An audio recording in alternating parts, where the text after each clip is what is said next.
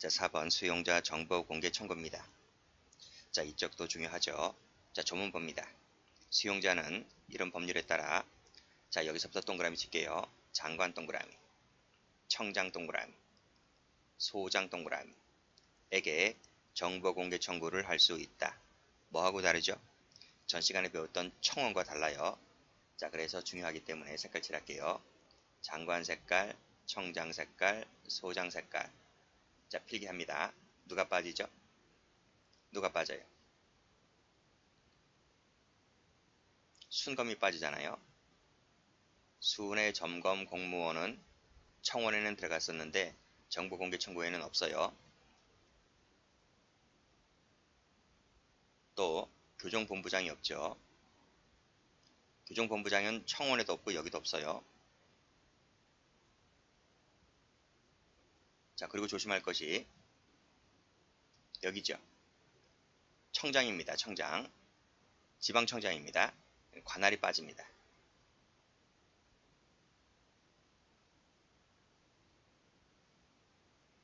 X 아시겠어요? 조심하셔야 됩니다. 다시 한번 장관, 청장, 소장에게 정보공개 청구를 할 수 있다. 중요하기 때문에 체크할게요. 기출 갑니다. 기출 가면 첫 번째 기출 23년도 국가직 7급 문제인데 순검 빠지죠? 틀렸습니다. 자, 그리고 체크가 안 됐는데 관할 밑줄 그시고 틀렸습니다. 관할도 빠집니다. 자, 그 다음 법무부 장관, 교정본부장, 소장에게 본부장 빠지죠? 틀렸습니다.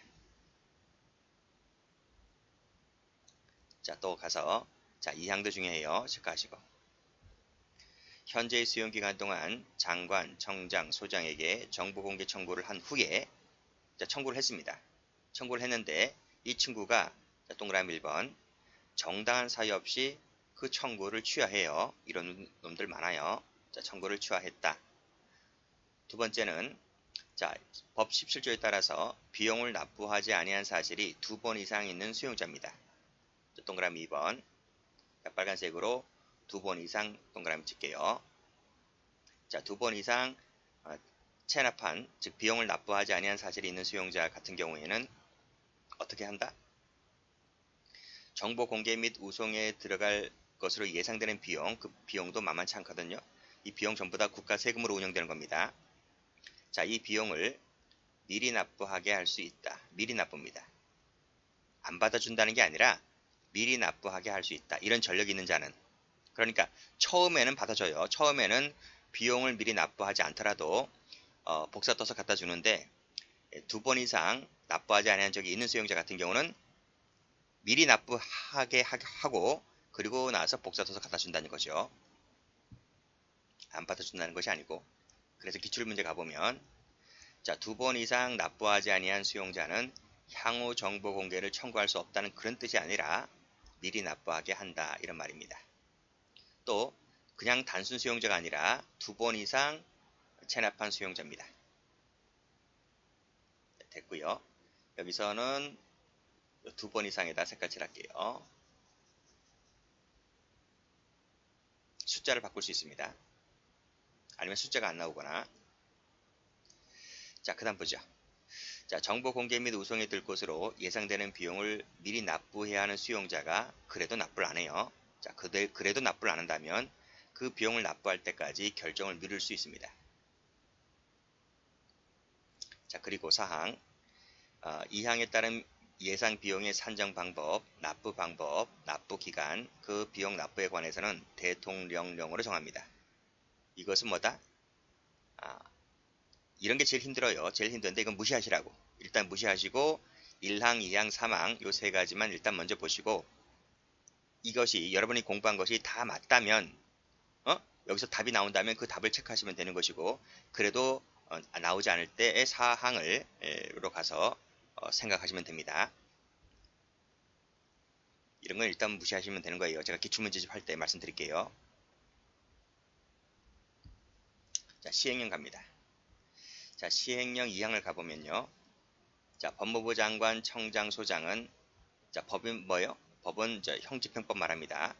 자, 형집행법 방금 보았던 117조 2 제2항에 해당되는 수용자가 정보 공개를 청구를 한 경우에 청구한 날로부터 자, 빨간 펜으로 7일입니다. 자, 7일 이내에 비용을 산정해서 미리 납부할 것을 통지할 수 있다 이거예요. 그리고 사망도 비용 납부 통지 받은 수용자는 역시 7일 내에 납부를 해야 됩니다. 7일 7일 알아두시고 숫자 바꿀 수 있습니다. 이거 조심하셔야 됩니다. 색깔 칠할게요. 색깔을 같은 색깔로 할게요.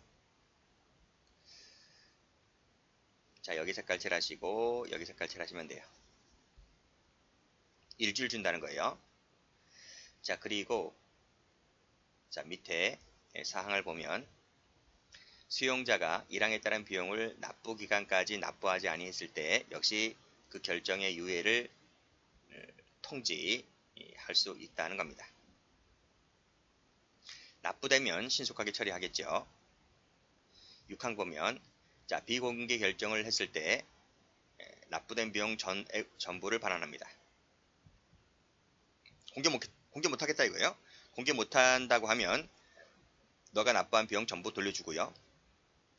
부분 공개 결정을 했을 때는 공개한 부분을 뺀 나머지, 그렇죠? 공개한 부분을 뺀 그 공개한 부분을 비용을 제외한 나머지 금액을 돌려주면 되는 거예요.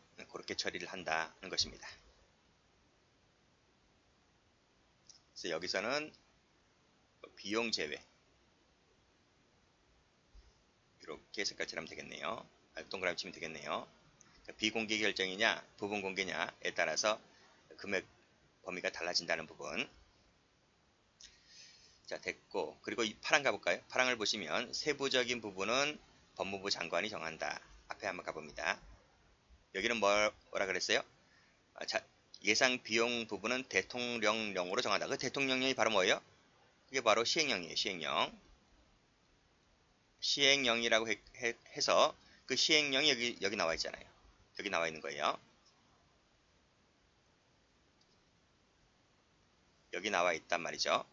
그 시행령을 가보니까 거기서 또 세부적인 부분을 또 들어갑니다. 또 세부적인 들어가는 부분은 그때는 장관이 정하는 것이지 뭐가 아니다? 시행규칙이 아니다.